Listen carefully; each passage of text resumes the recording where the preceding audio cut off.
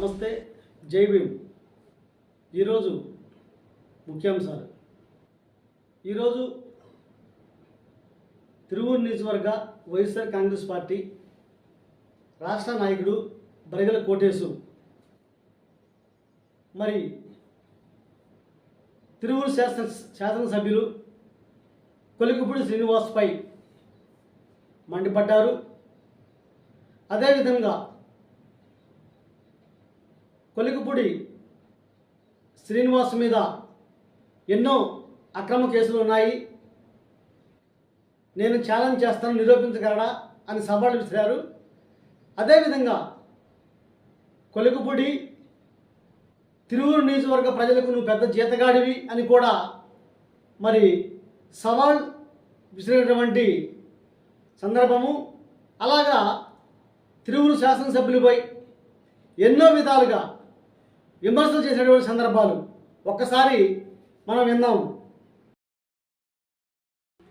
అందరికీ నమస్కారం.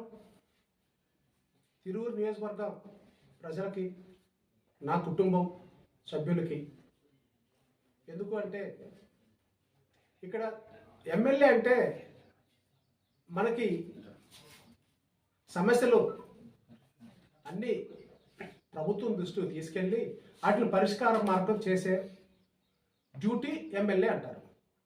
దాన్ని నేనేమంటానంటే మా పాలేరు అంటారు. నియోజకవర్గ పాలేరు అంటే ఎమ్మెల్యే. దాన్ని అలా చెప్పుకోలేరు కాబట్టి ఇచ్చేస్తాను. ఇక్కడ ఉన్న ఎమ్మెల్యే కొద్ది రోజులుగా నన్ను అడుగుతున్నారు, మీరు ఒక మెసేజ్ పెట్టారు, అది ఆడకోతే మగకోతే అని అడిగారు. అది థర్డ్ జెండర్ అని చెప్పాను నేను. ఎందుకు అంటే ఇక్కడ ఉన్న ఎమ్మెల్యేకి మగతనం లేదు, నాకు తెలుసు అతనిది. అతను బరిగెల కోటేశ్ అతన్ని టచ్ చేయాలంటే అతను 6 గుండెకాయలు పెట్టుకోవాలా, 6 గోలికాయలు పెట్టుకొని రావాలి నా దగ్గరికి. ఈ నియోజకవర్గంలో అతను ప్రవర్తించే తీరు చాలా అసహించుకుంటున్నారు. ఈ రోజున పార్టీలు ఎవరు సంబంధం లేదు, అందరూ కుటుంబ సభ్యులే. పార్టీలతో పని లేదు, ప్రాంతాలతో పని లేదు.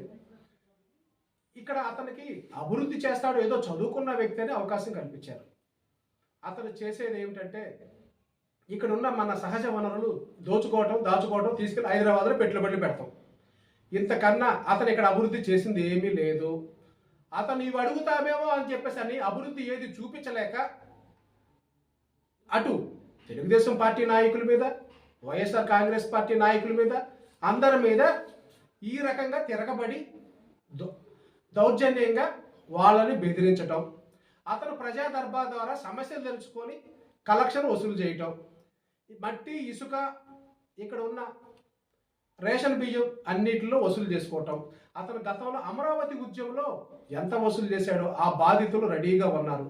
అతను నిజంగా మగాడైతే అతనే చెప్తున్నాడు కదా, నేను మగాడిని అని చెప్పేసి అని. అతను నిజంగా మగాడైతే ఏ సెంటరు, టైము అన్నీ చెప్పమనండి. నేను నా కుటుంబంలో తీసుకొని నేను వస్తాను, నా కుటుంబ సభ్యులతో నేను వస్తాను, మాట్లాడమనండి, అతను అభివృద్ధి చూపించమనండి. అతనికి ఆ దమ్ము ధైర్యం లేదు. మీరు ఈ నియోజకవర్గాన్ని వదిలిపెట్టేలాగా తరిమి కొట్టే రోజులు దగ్గరలో ఉన్నాయి.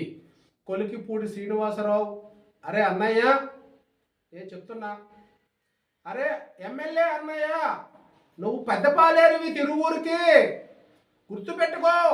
నీ ఉద్యోగం తిరువూరు నియోజకవర్గంలో పెద్ద పాలేరు. మాకు రోడ్లు లేకపోతే రోడ్లు వేయాలా, మాకు ఏ సౌకర్యం లేకపోతే అది నువ్వు చేయాలి.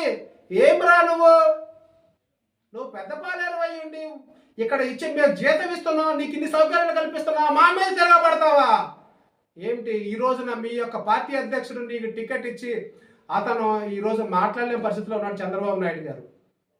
చూడు ఎంత సిగ్గుచేటు. నువ్వు చదువుకున్న అజ్ఞానివి.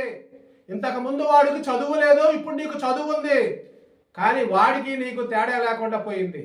వాడన్నా కొద్దిగా నయ్యం. నువ్వు వాడి తాతలాగా అన్నీ పెట్టేసి నువ్వు లైంగిక వేధింపులు ఏమి నువ్వు చేసేది? అమరావతి ఉద్యమంలో నువ్వు ఏ లైంగిక వేధింపులు చేసావో ఆధారాలతో సహా నా దగ్గర ఉన్నాయి. నువ్వు ఉద్యమంలో ఎంతమంది దగ్గర ఎంత వసూలు చేసావో ఆధారాలు నా దగ్గర ఉన్నాయి.